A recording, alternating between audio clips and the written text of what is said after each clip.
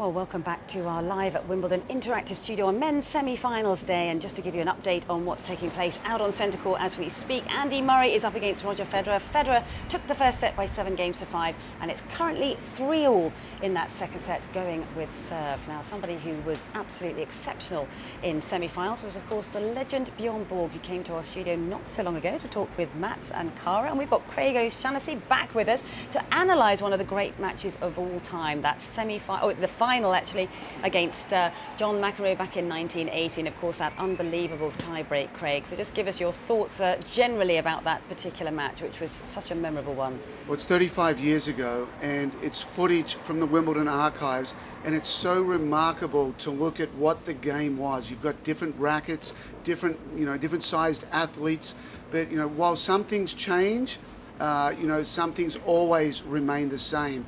And we've got a bunch of footage that we're going to go through here from that tiebreaker in the fourth set, and what Borg did and what McEnroe did, and it's simply remarkable. So what McEnroe was trying to do was pull Borg out wide, that can opener lefty serve, make him go sideways, because Borg had such a great return if he can get behind it. There's the touch of McEnroe. Not a lot of players are good down there in today's game. He loses this point, but that was a special part of his game back in this final. We can see they're just trying to pull him wide, but Borg, if he's balanced and leaning on that ball, he has options. A remarkable passing shot down the line there. And here, running around, this is something that Roger Federer just did in that first set against Andy Murray. That's an amazing amount of coverage McEnroe's. I mean, he basically runs into the net. We just don't see players in today's game closing that hard and hitting volleys that close to the net. Now, is it because he's quicker? Is it because the serve is sliding more? Is it because the serve is maybe a little slower? But McEnroe closed so hard, definitely much more than players today. Well, you can see how he chases in after it, though. I mean, he chases in faster than the guys do today. When they decide to serve and volley, he really just goes for it. Yeah. Big difference. And there's Borg. He's running around that as much as possible. He knows McEnroe is searching for the backhand, and we see him here again. He says, you know what, I'm going to upgrade to the forehand return. Just great lightning hands at the net from McEnroe. It's so wonderful seeing back this old footage with the old rackets as well, and as you say, slightly different styles, and they were such differing styles when these two went up against each other, and different characters as well. It was ice against fire, wasn't it, Matt? So what are your memories of that match? I mean, I remember all of them, but this one, I think I kind of remember that this was McEnroe at his best, even though he didn't win it.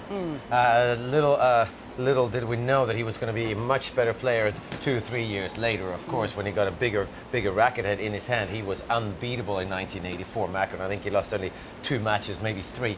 But I remember that that McEnroe's touch. I always try to sort of, don't do anything with it. Just lay your racket on the ball. Yes. And it was so hard to do. I could never figure out how do you do that. Because it was a very different technique he had on the volley. Yeah, just leave it open. Leave the racket head open and just absorb, and the ball just deflects onto it. But how do you have feel? You always think you have to add a little spin, but it's not true. He just put it right there. Yeah, and also it was always the opposite of what we were taught in technique in terms of keeping the racket face up and open. And he, as you say, was sort of like racket face down and kind of dropping the racket head towards the net, and yet he had unbelievable feel. Yeah, the absorbing of the power that's coming and the redirecting of that power, keeping it out in front. Most players today, like especially on a forehand volley, the elbow is going to be the point where all the bending is done. But for McEnroe, it was all from the shoulder. It was all kind of a stiff arm out in front, and a very special technique. The tiebreak itself was just extraordinary, wasn't it? I mean, it just went on and on. It had everybody on the edge of their seats. There was so much pressure. I seem to remember Borg had match points to win the title, and then it was actually McEnroe who ended up winning it. Yeah, I was 13 years of age. It was the middle of the night in Australia, and just you wake up and on the edge. And I remember it had such a big effect. I come from a big tennis area in Australia, in Albury, lots of grass courts there, lots of talk about tennis, and went to school the next day, and our entire school, that's all we talked about. Yeah. It had such, it captivated the tennis world, but I think the entire world in general. Yeah, and I guess it was the character of Borg who was such the Iceman, who was able to absorb the, not disaster, but the disappointment of not being able to close out that match in that fourth set, and then be able to come back and raise the bar once again to be able to take it in the fifth. Matt. Unbelievable. I think most probably, we didn't ask him, but that's most probably the best set of tennis. Maybe not in terms of quality, but in terms of intensity and forgetting what just happened. The drama, and to come back and win. Was it 8-6? I think it was 8-6 in the fifth. 8-6 in the fifth. I think it was 8-6, yeah. For him to come back and win that, I mean, against all odds, you wouldn't give that any player a chance to win, especially not in those days when the serve was quite dominating, or at least they held serve quite easily in those days. Hard to break serve. But yeah, unbelievable. It certainly was. Now, we've just looked at McEnroe's serve, which was extraordinary enough as it was because of the technique on it and side on to the court. But now we've got some footage of Borg's serve, which was such a weapon, wasn't it, Craig? Yeah, look how close these guys close. And McEnroe picks up on this, flicks it up over the head.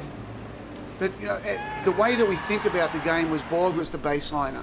But actually, as we see here, Borg really attacked as well. And McEnroe was getting a little bit of his own medicine there. Borg pulls him out wide on the ad and, you know, making him go east-west. Getting McEnroe moving side to side was certainly a good tactic for Borg. He had a really big serve, Bjorn Borg. I think people don't talk about that enough. In that era, with those rackets, he actually had a really potent serve, and he served very smart, and he's so quick, and I think that's how he won Wimbledon, because he just tried to get a racket on the ball and sort of kill it in the service box. Yeah, you're exactly right. And interesting in terms of the racket stringings, not only were they opposites in character and how they played the game, the racket stringing, Matt, was total opposites, wasn't it? Everyone always used to say that McEnroe had the stringing sort of like a fishing net, it was so loose, and Borg had the very tight strings. Well, Borg strung it as tightly as he could. Great athleticism there from McEnroe, and that volley from Borg was outstanding, low to the backhand side, you know, likes to come in, there's the hands right there, and you don't see... You know, you don't remember Borg as having a lot of emotion, but look at him right here. I mean, it's sinking in. That's just an amazing victory. And even played with a massive great plaster on that playing hand thumb, which, you know, when you consider what the trainers do to all their fingers when they get blisters and everything, but that was a very old-fashioned plaster he was playing with back then. I mean, how did those two sort of shape the game, do you think, going forward, Matt? Because they certainly must have certainly left their mark on the sport in terms of how they moved the game forward. Yeah, definitely moved the game forward. I would think that Bjorn Borg's technique it's still basically the same thing today. Today the grips on the forehand are more extreme, but the backswing is the same. The two-handed backhand is kind of the same. He let his left hand go a little bit, but it was a two-handed backhand with a lot of topspin. The service motion of Bjorn Borg is really what most players are using today. They put the right foot right behind the left and they jump in, and most players hit with a little slice. McEnroe style, on the other hand, I mean, you really see nobody. The book. Yeah, nobody out there. And once in a while, you see Americans. You see left-handed, and they're all left-handers. No right-handers that ever try to play like McEnroe.